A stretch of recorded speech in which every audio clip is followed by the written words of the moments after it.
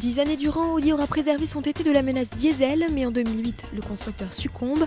La deuxième génération de son coupé sportif reçoit un 2 litres TDI de 170 chevaux. Extérieurement, rien ne différencie ce mazout des classiques essence. Face avant agressive, optique effilée, profil galbé, le charme opère toujours, quelle que soit la version. Position de conduite basse, siège enveloppant, garde-toit réduite, on est tout de suite en condition. Deux finitions sont proposées. Notre gamme S-Line dispose de baquets sport cuir mais fait l'impasse sur les détecteurs de pluie et de luminosité. Autre détail curieux, si la climatisation est automatique, le réglage bisone est lui indisponible. Enfin, la finition est toujours irréprochable.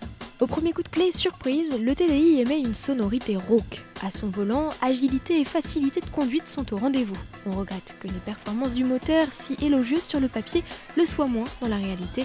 Le bloc manque en effet de couple sous les 2000 tours. Côté tenue de route, le TT excelle, bien aidé par son châssis sport, sa transmission intégrale et son ESP.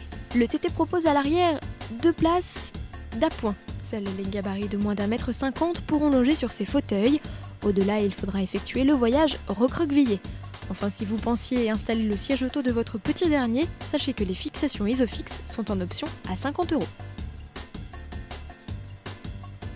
À l'ouverture du haillon, on découvre un coffre moyen. Il est toutefois possible de gagner du volume en enlevant le cache-bagages et en rabattant simplement le dossier des sièges arrière.